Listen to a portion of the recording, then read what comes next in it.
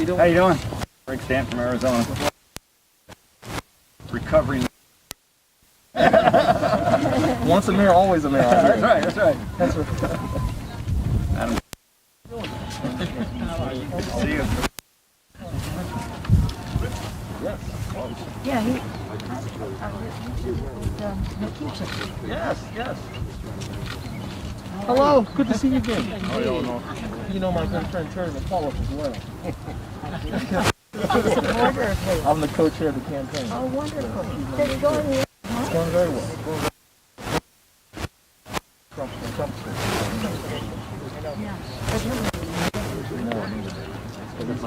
You don't have endless money because of that Carlisle. thing. Yeah,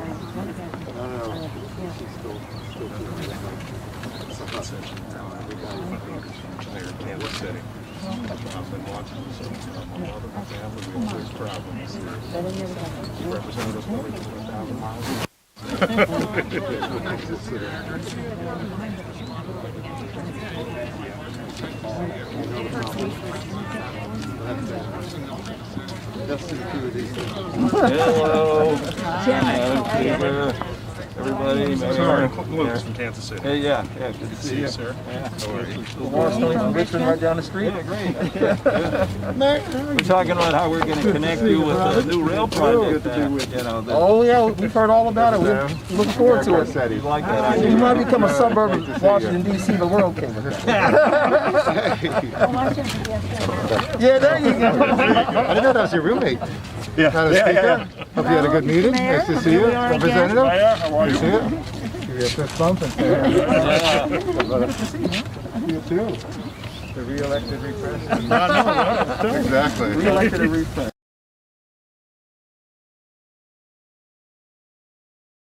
It's covered up. What's that?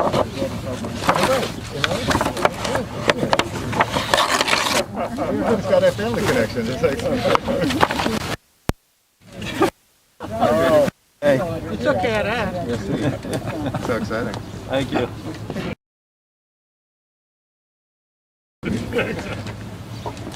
Okay, thanks everybody for being here today.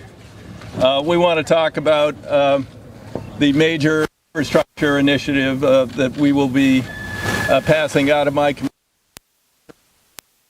Leave if I can consult with the speaker, probably on the floor of the House before the 4th of July break. Absolutely. Okay, so, directly from the speaker before the 4th of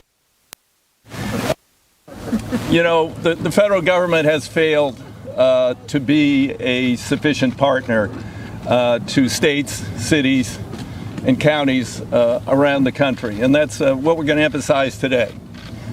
Cities that are taking the initiative on their own, self-help, and trying to solve problems that are actually national in scope.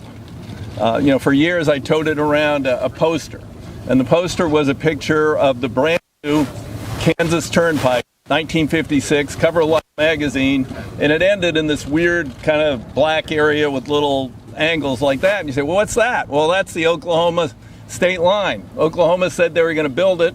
They said, oh, we got financial problems, we can't. So they built a barrier at the end of the beautiful new turnpike, and people crashed through it into Amos Schweitzer's farm field. He was a nice guy, towed him out. Couldn't farm much in that area. And until we had the Eisenhower plan, and they got a 75 or 80% match, they couldn't build their project. And nothing's changed. States can't do it on their own. Cities can't do it on their own. Counties can't do it on their own. This is a national problem. It's also an international problem in terms of our competitiveness.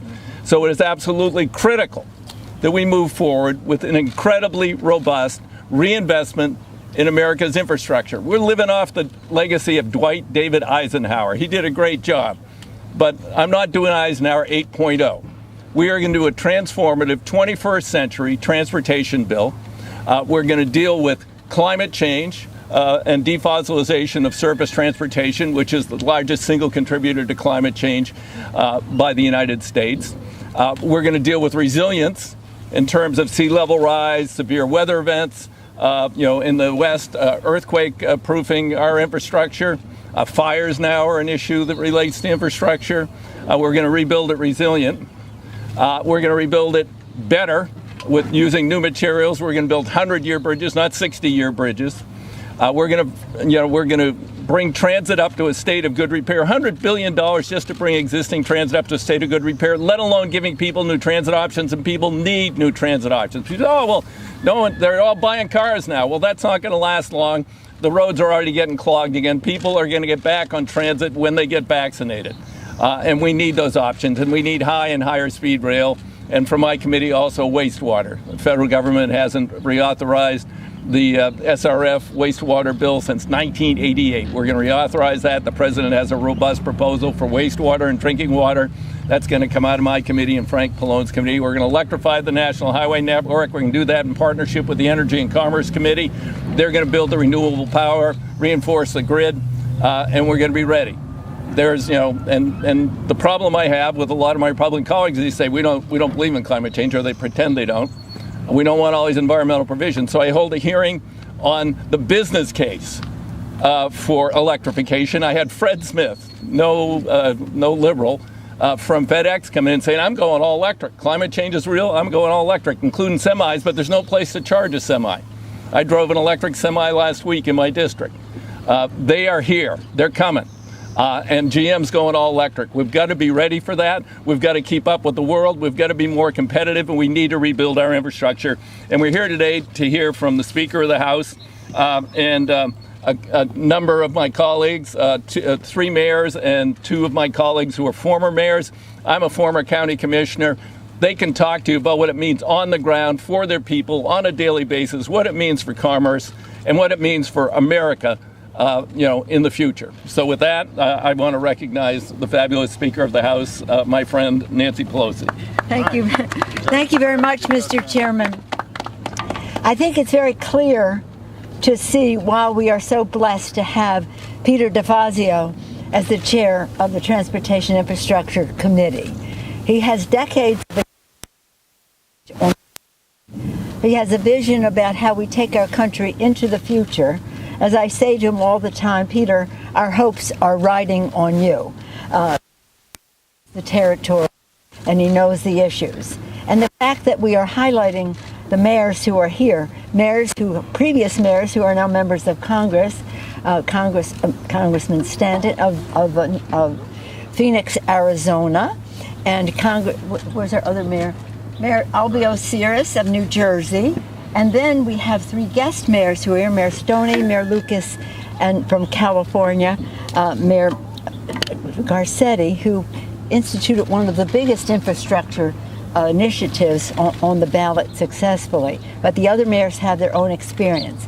And I'm honored also to be here with our colleague who's the chair of the Transportation and Transit Committee, Congresswoman Eleanor Holmes Norton, representative of the soon-to-be state of Washington, D.C. Let me just say this.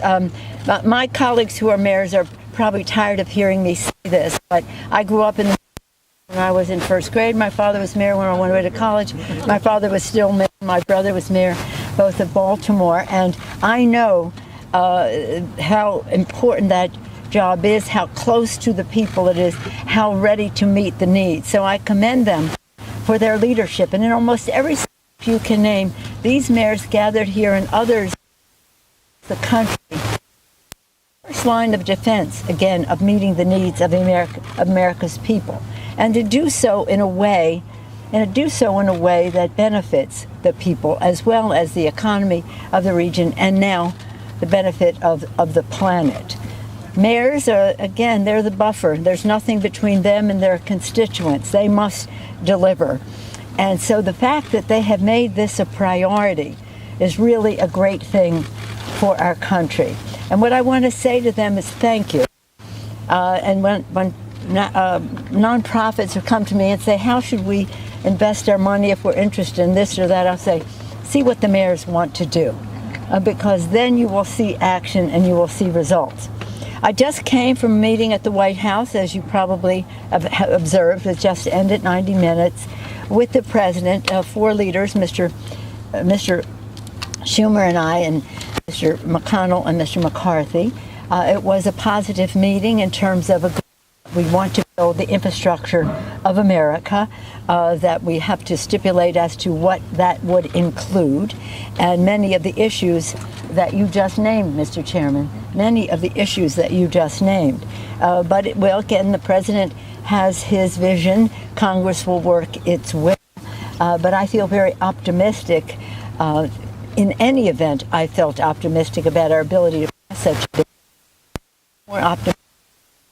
More optimistic now about being able to do so in a bipartisan way.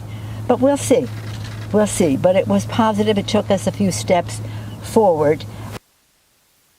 One area of, shall we say, not total agreement was electric cars. But again, we didn't go through a list and say yes on this, no on that.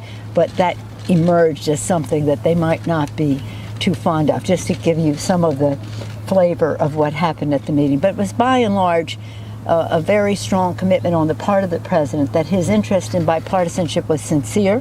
We all agreed that infrastructure has always been nonpartisan or bipartisan in our history. Nobody knows that better than the distinguished chair of our Transportation Infrastructure Committee, Mr. DeFazio. So he will be a major negotiator in all of this, and he will bring to the table not only his own experience, but what we're going to hear from our mayors, former mayors, present mayors, as well as our distinguished chair of the committee. Now it's my pleasure to yield the floor to the distinguished mayor of Los Angeles, as I mentioned, author of one of the biggest initiatives, I think, in at least local history, around the country, local history, not just for our own region in California. He knows the importance of infrastructure to commerce, to quality of life, clean air, and the rest for our kids, as well as the promotion, job creation, and the rest. Mr. Mayor, Eric Garcetti. I almost called him by his father's name. I'll always take that as a compliment. Thank you so much, Madam Speaker. Thank you for being not just a speaker from California, but every mayor's speaker. We love every time you tell us about having been the daughter and sister of mayors. Great to be here with former mayors. Grace Stanton, who has been a dear friend and got a great promotion to represent Phoenix here. Thank you, Mayor Sears. Congressman Sears as well. And to Eleanor Holmes Norton, thank you for having us in your district and for the voice that you have had for a long time to push for not just investing in infrastructure, but the people that it serves.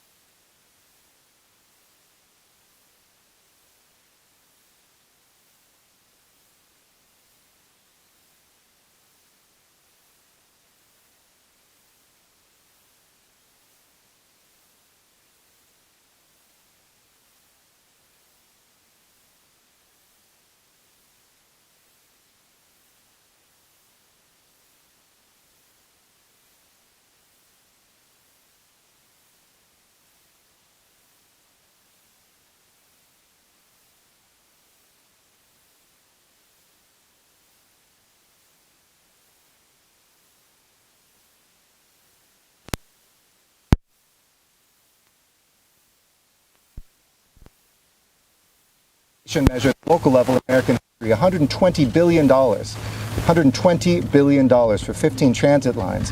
I represent the #1 container port in the Western Hemisphere, where 40% of all the goods that come into America come through.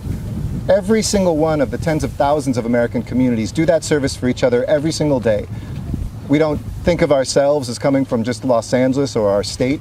We think of ourselves as Americans. The transportation infrastructure should have no borders. The investment should have no borders. And yes, it should be resilient to address the climate change and the challenges of economic disparities in this country. And Chairman DeFazio, you have been a champion. You've come out to Los Angeles so many times and witnessed that. You've come through the third busiest airport in the world at LAX, which we have been investing $15 billion with a B in, the largest airport modernization program in the country. And you know, when we do these things, what we see is not just an improved America, We see a healthier economy. We see folks who are hired locally, like the woman I met along our Crenshaw LAX line, which is bringing transit to our airport, who was once incarcerated, but now lives 2 blocks from a project where she builds and her teenage son can see her, an African-American woman who lives 2 blocks from this project, working on something he can point to and said, my mommy did that. This is about human beings. And if we let partisanship get in our way, if we let the scope of our ambitions diminish, we will see 2021 as the year that we failed. But thanks to these partnerships, I want to thank the U.S. Conference of Mayors. I chair our Infrastructure Task Force, National League of Cities, Accelerator for America, which I co-founded with now Secretary Buttigieg.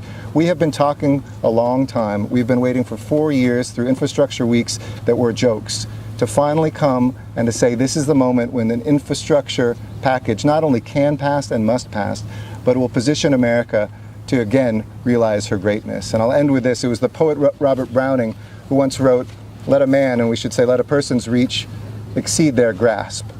We as Americans don't think we can reach for big things anymore too often, but this is the year in which we realize we can hold things which might be just beyond our grasp. The second line of that poem says, after all, what's a heaven for? I would say, after all, what's an America for? With that, it's my pleasure to introduce a brother mayor who represents the great city of Kansas City, Quinton Lucas, a great leader who's helped us not only with Accelerator for America and the U.S. Conference of Mayors to come forward and to speak from the heartland of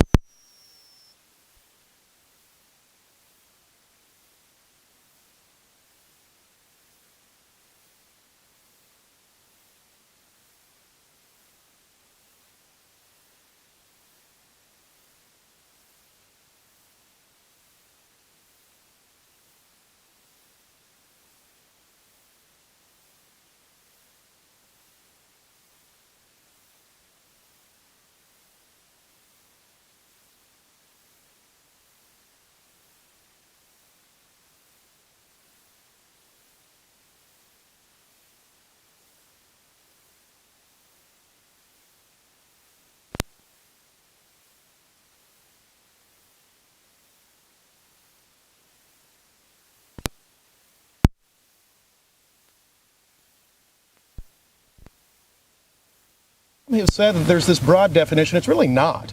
It's about people. It's about how we get people to work.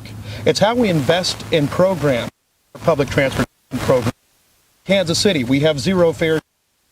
While we're having discussions about unemployment and all those sorts of things, how about we all agree to get people to work? How about we all agree on these sorts of things that have been challenges in cities large and small for generations? And how about we all agree that infrastructure itself is not partisan. It is not political. It is a basic and core service that we need to make sure that we address. There are too many projects in my city, too many projects around the country where we've said there's not enough funding, there's not enough focus. Well, I think right now what you're hearing from hundreds of mayors across America, Republicans, Democrats, is saying that there is that focus. We are committed to this. We do want to see this bill across the finish line. And we want to make sure that we're investing in the people of the United States and the people of Kansas City, making sure that somebody can get to work at any hour of the day, making sure that we are climate sustainable in what we're doing next. And part of the reason we brought this coalition of mayors together is that it is not just a West Coast issue. It's not an East Coast issue. It's not just something in the Midwest. It's something that all of us need to be able to address the challenges in our communities.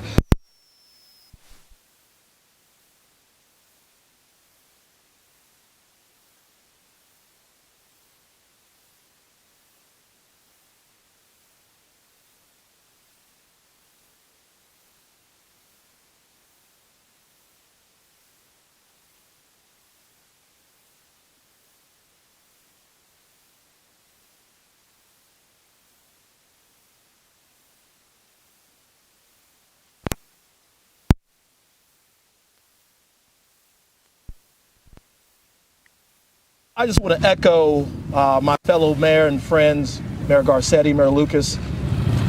The time is now. No more passing the buck, no more punting the ball. The time is now. You know, the buck stops with mayors. We are on the front lines. But the buck starts with Congress. And for far too long, we all know that local government where rubber meets the road. Unfortunately, in a lot of our cities, the rubber meets the road pretty hard in some of our cities.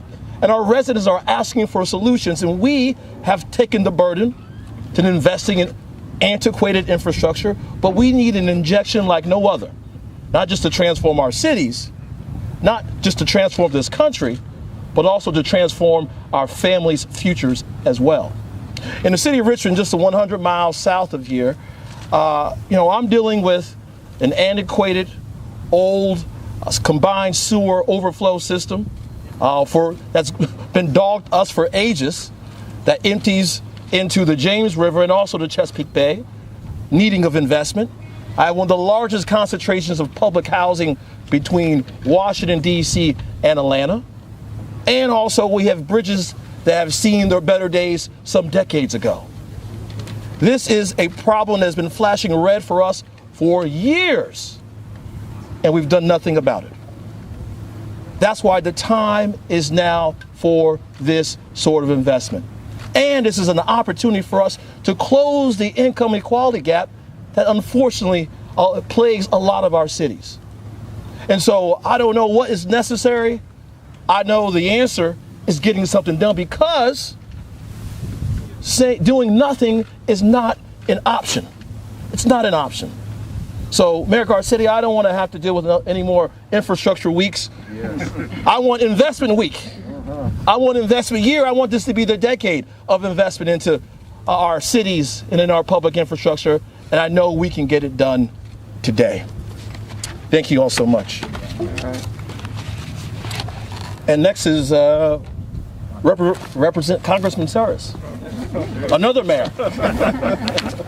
Thank you, Mayor. Thank you, Speaker, for holding this press conference and weight of the Speaker's office behind this bold infrastructure bill. They certainly need it for America. Chairman, I'm not going to have to hear you for the last 10 years, 15 years about a bold infrastructure bill. I'm very happy that we're finally going to do something. Thank you for both of you. Yes, I am a former mayor. And like Mayor Garcetti said, there are no such thing as former mayors. We're all mayors. I understand every single word that they said about infrastructure, whether it's sewer, whether it's bridges, whether it's road. I come from a district that is probably the most densely populated district in the country. Just in the town that